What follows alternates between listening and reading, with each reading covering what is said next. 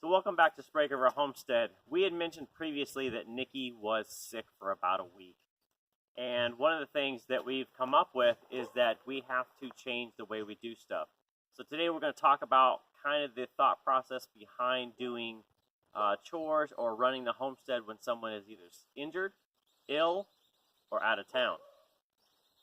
All right, so when someone is injured, ill, or out of town, a lot of times that leaves either one person or some people that don't normally do chores to actually get things done. Some of the things you have to do is realize that not everybody does chores the same way. I have a little bit more physical strength than Nikki, so a lot of things that I normally do, like carrying buckets of water and that, she can't do. Especially when she's injured or ill, that means she's going to be down on strength a little bit than normal. And same case for me.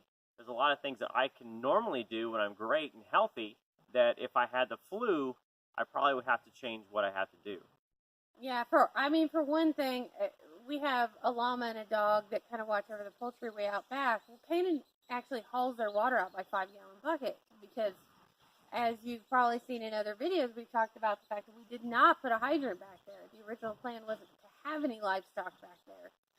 So he carries it out by 5-gallon bucket. Well, I can't. Elbows won't take that kind of abuse. This is where things like our quad and our little puller trailer come in. And I have to carry him back there by quad. Another kind of example of that, like Kanan's saying, everybody does chores differently.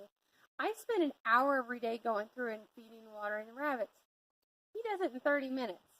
Not saying it's wrong, but there's a whole different degree of really looking at the animals and doing things differently. So you kind of got to take all that into consideration. Now, just because you're sick doesn't mean that you're not getting things done. When I'm sick, I usually still come out and do chores, but I may have to sit down and take a break halfway through. The last time I had the flu, it was taking me to do the rabbits by myself an hour and a half. So Kanan was coming in and helping me knock them out because I just didn't have the stamina to do it all. And feeding rabbits is pretty low key as far as energy is concerned. I mean, I'm just using a feed scoop and a hose with a scorp head on it. So it's more about stamina at that point than it is actual physical lifting.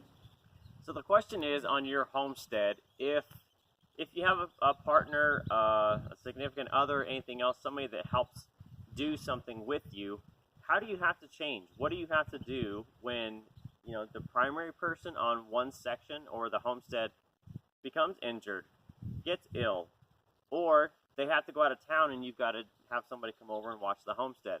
What do you have to change? What do you have to change in the routine, on how they do things, etc.? Like if I'm going out of town, we usually just go through and we walk through and, I explain to him what's going on because with the way we do things, the farm is very divided. Kanan does big animals, he does poultry, I do rabbits, and then I do all the other weird little stuff around here. So what happens is if I go out of town, maybe I've got a rabbit getting ready to give birth. He doesn't know anything about it.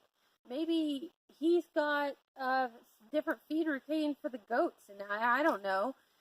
Somebody's having weight issues, either too high or too low. He might have adjusted what we're normally feeding. So if it's an out-of-town situation, you can kind of sit down and go over it. If somebody's sick or hurt, you may not have that option.